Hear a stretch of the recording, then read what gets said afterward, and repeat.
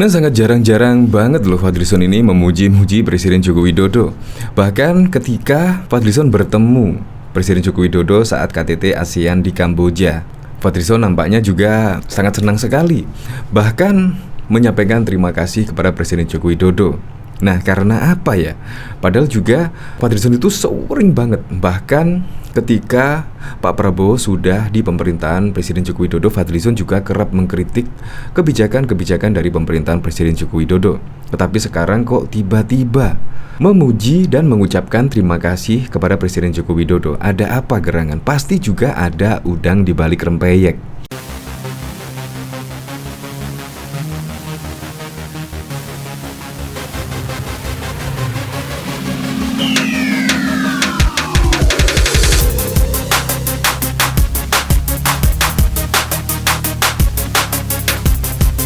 Sebelum menyaksikan video ini, pastikan bosku jangan lupa subscribe, karena subscribe itu gratis plus bonus tonton video terbaru setiap harinya. Jangan lupa ya. Nah, akhirnya terjawab sudah ya. Di sini dari tweetan Fadlizon ini, bertemu di Kamboja, Fadlizon sampaikan terima kasih sudah dukung Prabowo. Pak Jokowi menjawab. Ini bahkan juga ditanggapi oleh Pen 717, sumringah wajah Fadlizon, tanda-tanda Pilpres sudah dekat. Coba kita lihat komentarnya yo. Idolamu gilo, aku tuh diblokir sama om itu. Si ikan buntal mulai ramah. Kalau Fadlizon waras dan gak blunder terus-terusan, masih ada harapan untuk dukungan Prabowo. Tapi kalau masih menyinyir pemerintah termasuk menyindir Jokowi, bakalan gak dapat simpatik dari para projo. Ya memang sih. Di sini semua itu sebenarnya suka lah dengan Prabowo Subianto dan Gerindra sih. Berhubung ada Fadlizon, akhirnya dukungan terhadap Prabowo nggak jadi gara-gara Fadlizon yang sering nyinyirin Presiden Joko Widodo, sering mengkritik pemerintahan Presiden Joko Widodo. Ya, seharusnya Fadlizon itu sadar ya bahwa Presiden Joko Widodo itu pendukungnya sangat banyak. Masa dari Presiden Joko Widodo itu banyak. Makanya seharusnya ya kalau sudah Prabowo menjadi menterinya di kabinet Jokowi, seharusnya ya Fadlizon itu sadar lah. Yaitu sadar karena sudah menjadi koalisi di pemerintahan. Seharusnya kritik-kritikan itu ya agak dikurangi dikit lah. Masa memuji-mujinya kalau pemilu sudah dekat, kalau Pilpres sudah dekat kan. Nah, dari berita ini ya, yaitu dari Detik, anggota DPR RI Fadlizon mengucapkan terima kasih kepada Presiden Joko Widodo saat di Phnom Penh, Kamboja. Hal itu lantaran Jokowi sempat mengatakan bahwa Pilpres 2024 nanti merupakan jatah Prabowo Subianto.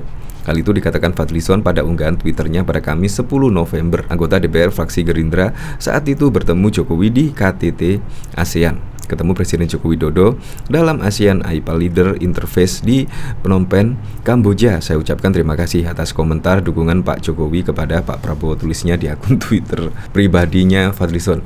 Ternyata ya ada udang di balik rempeyek. Gara-gara Pak Jokowi pada saat acara di HUT Perindo, Presiden Joko Widodo memberikan statement yaitu pemilu 2024 merupakan jatah Prabowo. Tetapi kelihatan ya, Fadlizon kelihatan sumringah sekali bertemu Presiden Joko Widodo. Kayaknya sih ngefun banget ya sama Presiden Joko Widodo. Tetapi dia itu gengsi. Kemungkinan gengsinya terlalu tinggi, akhirnya selalu mengkritik terus kebijakan pemerintahan Presiden Joko Widodo. Tetapi kalau ketemu ya senyum, sumringah, bahkan minta difoto. Dari sini coba kita lihat komentar-komentarnya ya. Orang mempunyai kompetensi tidak bicara berdasarkan kepentingan pribadi, golongan, tetapi berdasarkan fakta. Prabowo dan Mahfud ideal jadi presiden dan wakilnya. Indonesia akan ideal, stabil, berkesinambungan, tentrem, damai hanya jika presidennya Prabowo dan wakilnya Mahfud MD. Mungkin maksud Pak D jatah capres bukan presiden, tetap pemilu rakyat yang pilih. Emang Jokowi gak boleh milih? Beliau kan rakyat juga. Jatah Prabowo bukan Fadlizon, cakep. Ya bisa jadi sekarang ini muji-muji Jokowi karena besok merupakan jatah Prabowo. Karena kalau Prabowo menjadi capresnya dan menjadi presiden di 2024, ya pastilah jatah menteri akan disiapkan untuk Fadlizon ya. Kira-kira menteri apa ya? Ya apapun itulah, apapun presidennya, semoga saja bisa meneruskan kebijakan Presiden Joko Widodo, bisa meneruskan program-program Presiden Joko Widodo. Ya sehingga Indonesia semakin maju dan masyarakat Indonesia semakin sejahtera. Untuk lebih lengkapnya simak berita berikut ini, Good News Indonesia. Politisi Gerindra Fadlizon mengutarakan kebahagiaannya saat bertemu Presiden Joko Widodo saat sama-sama menghadiri konferensi tingkat tinggi KTT ASEAN di ibu kota Kamboja, Phnom Penh. Pengakuan ini disampaikannya melalui akun Twitter pada Kamis 10 November 2022. Ketemu Presiden Jokowi dalam ASEAN AIPA Leader Interface di Phnom Penh, Kamboja, tulisnya. Tak hanya itu, Fadlizon juga mengucapkan terima kasih atas dukungan dan ucapannya pada Ketum Prabowo Subianto. Saya ucapkan terima kasih atas komentar dukungan Pak Jokowi untuk Pak Prabowo. Lalu Pak Jokowi menjawab, tulisnya. Untuk diketahui, konferensi tingkat tinggi KTT ASEAN di ibu kota Kamboja, Phnom Penh digelar pada 10 hingga 13 November 2022. KTT ke-40 dan ke-41 ASEAN akan dihadiri oleh kepala negara, pemerintahan negara-negara anggotanya. Namun pada KTT ke-40 dan ke-41 ASEAN, pemerintah militer Myanmar tidak akan menghadiri KTT atau pertemuan tingkat terkait. Selain Joko Widodo, beberapa pemimpin negara mitra ASEAN juga direncanakan hadir dalam KTT terkait. Di antaranya Perdana Menteri China Li Keqiang, kemudian Presiden Amerika Serikat Joe Biden, dan Perdana Menteri Kanada Justin Trudeau, dan Presiden Rusia Vladimir Putin yang belum dipastikan akan hadir dalam KTT terkait. Bahkan diketahui anggota DPR RI Fadlizon mengucapkan terima kasih kepada Presiden Joko Widodo saat di Phnom Penh, Kamboja. Hal itu lantaran Jokowi sempat mengatakan bahwa Pilpres 2024 nanti merupakan jatah Prabowo Subianto. Hal ini dikatakan Fadlizon pada unggahan Twitternya pada Kamis 10 November. Anggota DPR fraksi Gerindra saat itu bertemu Jokowi di acara KTT ASEAN. Ketemu Presiden Jokowi dalam ASEAN AIPA Leader Interface di Phnom Penh, Kamboja. Saya ucapkan terima kasih atas komentar dukungan Pak Prabowo ke Pak Jokowi, tulisnya di akun Twitternya. Fadlizon hingga kini belum membeberkan apa respon Jokowi atas ucapan terima kasihnya itu. Lalu Pak Jokowi menjawab, katanya. Sebelumnya diberitakan Presiden Jokowi dan rombongan memang dikabarkan telah tiba di Bandara Internasional Phnom Penh, Kamboja. Jokowi dijadwalkan akan menghadiri KTT ASEAN. Berdasarkan keterangan tertulis dari Biro Pers, Media dan Informasi Setpres pada Rabu 9 November, Jokowi dan Ibu Iriana Jokowi mendarat di Phnom Penh sekitar pukul 19.30 waktu setempat. Setelah menempuh 3,5 jam penerbangan dari Bandara Igusti Ngurah Rai, Bali, Menteri Pos dan Telekomunikasi Kamboja, Vendechia, juga Duta Besar LBBP RI Phnom Penh Sudirman Hasheng, beserta istri dan atase Pertahanan RI Phnom Penh Muhammad Raisal, beserta istri menyambut Jokowi dan Ibu Iriana di bawah tangga pesawat. Dari Bandara Internasional Phnom Penh, Jokowi dan Iriana beserta delegasi menuju hotel untuk bermalam. Setiba di hotel, Jokowi disambut Menteri Koordinator Bidang Politik Hukum dan Keamanan Mahfud MD, Menteri Koordinator Bidang Perekonomian Airlangga Hartarto, Menteri Luar Negeri Retno Marsudi, dan perwakilan staf KBRI Phnom Penh.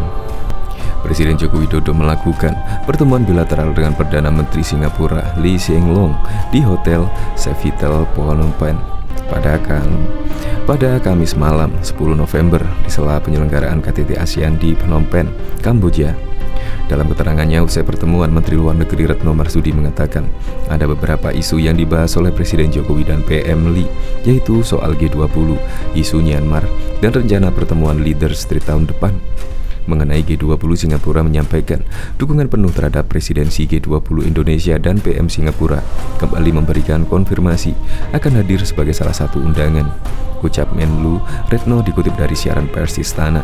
Sedangkan mengenai isu Myanmar, kedua pemimpin menyampaikan kekecewaannya atas situasi di Myanmar saat ini. Kedua pemimpin menyampaikan kekecewaannya terhadap tidak adanya komitmen junta militer Myanmar dalam mengimplementasikan 5 poin konsensus, ucap Retno. Terakhir, kedua pemimpin sepakat akan melakukan leader street tahun depan di kuartal pertama dengan tuan rumah Singapura. Presiden Joko Widodo mengikuti rangkaian KTT ASEAN ke-40 dan ke-41 serta KTT terkait lainnya di kota Phnom Penh, Kamboja pada 10 hingga 13 November 2022. Setidaknya, Jokowi harus menghadiri puluhan kegiatan pada rangkaian KTT tersebut. Itu diungkapkan Jokowi melalui akun Twitter Jokowi pada Kamis 10 November. Para pemimpin negara-negara ASEAN kini berada di kota Phnom Penh, Kamboja mengikuti rangkaian KTT ASEAN ke-40 dan ke-41 serta KTT terkait lainnya, kata Jokowi. Dalam rentang waktu 10 hingga 13 November 2022 itu saya akan mengikuti setidaknya 24 pertemuan, kegiatan, dan pertemuan bilateral lainnya. Menurutnya, keterangan dari Sekretaris Presiden, Jokowi akan mengawali agenda kerjanya di Phnom Penh, Kamboja dengan mengunjungi Istana Kerajaan Kamboja pada Kamis 10 November 2022. Jokowi bakal melakukan audiensi secara tertutup dengan Raja Kamboja Yang Mulia Norodom Sihamoni. Usai melakukan audiensi, mantan Gubernur DKI Jakarta tersebut bakal menuju Soka, Phnom Penh Hotel untuk menghadiri pertemuan para pemimpin Asia dengan perwakilan ASEAN Inter-Parliament Assembly di lokasi tersebut. Jokowi juga akan melakukan pertemuan dengan Presiden ASEAN Development Bank. Setelahnya, Jokowi akan mengikuti pertemuan para pemimpin ASEAN dengan perwakilan pemuda ASEAN. Agenda kemudian akan dilanjutkan dengan pertemuan para pemimpin ASEAN dengan perwakilan dari ASEAN Business Advisors Council. Tidak selesai sampai di situ, Jokowi kemudian diagendakan untuk mengikuti pertemuan tingkat tinggi para pemimpin Indonesia, Malaysia, dan Thailand dalam KTT ASEAN Malaysia-Thailand Growth Triangle. Selepas itu, Jokowi akan menuju Hotel Sofitel untuk kemudian melakukan pertemuan bilateral dengan Perdana Menteri Singapura Lee Hsien Loong. Menteri Luar Negeri Menlu Retno Marsudi mengatakan bahwa rangkaian konferensi tingkat tinggi KTT ASEAN ke-40 dan ke-41 serta KTT terkait lainnya akan dilakukan pada 10 hingga 13 November 2022 mendatang. Total pertemuan dan kegiatan yang akan dihadiri oleh Presiden lebih dari 20. Ditambah 4 pertemuan bilateral yaitu dengan Perdana Menteri Singapura, Presiden Dewan Eropa, Sekjen PBB, dan Presiden ASEAN Development Bank, ujar Retno di Phnom Penh pada Rabu 9 November 2022 malam. Menurut Retno, KTT ASEAN ke-40 dan ke-41 akan dilakukan dalam bentuk plenary dan retreat. Pada sesi pleno, KTT akan membahas mengenai penguatan kapasitas institusi dan efektivitas ASEAN. Sementara untuk retreat, terdapat 2 isu besar yang akan dibahas, yaitu hubungan ASEAN dengan pihak luar, tentunya termasuk tantangan eksternal yang dihadapi oleh ASEAN dan masalah Myanmar. Bahkan diketahui anggota DPR RI mengaku bertemu Presiden Joko Widodo di acara KTT ASEAN Phnom Penh, Kamboja.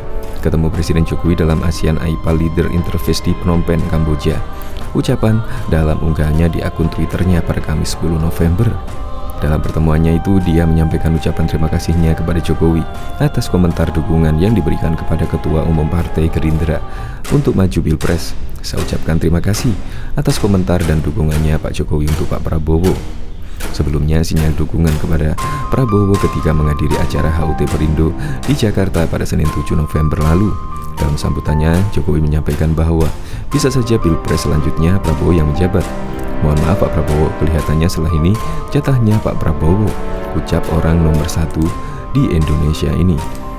Bahkan Ketua Umum Partai Gerindra Prabowo Subianto pada waktu itu menegur Fadlizon usai mengkritik Presiden Joko Widodo soal banjir di Sintang, Kalimantan Barat. Teguran Prabowo kepada Fadlizon itu dikonfirmasi langsung oleh Wakil Ketua Umum Gerindra Habibur Rahman. Kepada beliau, Fadlizon sudah diberikan teguran, ya, yang menegur Pak Prabowo via Sekjen Gerindra Ahmad Muzani, kata Habibur Rahman saat dikonfirmasi pada Senin 15 November. Anggota Komisi 3 DPR itu menambahkan, Partai Gerindra juga meminta maaf atas kritik yang dikeluarkan Fadlizon lewat akun Twitternya. Menurut dia, Partai Gerindra meminta maaf apabila pernyataan itu menimbulkan ketidaknyamanan. Kendati demikian, ia memastikan bahwa cuitan Fadlizon tidak mewakili sikap partai atau fraksi Gerindra. Soal tweet Pak Fadlizon soal Sintang, kami perlu meluruskan jika statement tersebut tidak mewakili fraksi ataupun partai, klaim Habibur Rahman. Lebih lanjut, dia menuturkan bahwa mendapatkan teguran merupakan hal yang biasa terjadi dalam Partai Gerindra. Ia juga menjelaskan, apabila ada kader atau pengurus partai yang memberikan pernyataan kurang tepat, maka akan mendapat teguran. Saya sendiri sebagai jubir partai sering kena teguran, begitu juga rekan-rekan anggota DPR lainnya, ucap Habibur Rahman. Sebelumnya, anggota Komisi 1 DPR dari fraksi Gerindra Fadlizon menyindir Presiden Joko Widodo ketika menjajal sirkuit Mandalika, Nusa Tenggara Barat NTB pada Sabtu 13 November 2021. Ketua Badan Kerjasama Antarparlemen BKSAP, itu menyinggung Jokowi dengan pertanyaan kapan akan berkunjung ke Sintang yang telah dilanda banjir selama 3 pekan terakhir. Luar biasa Pak, selamat peresmian sirkuit Mandalika. Tinggal kapan ke Sintang? Sudah 3 minggu banjir belum surut.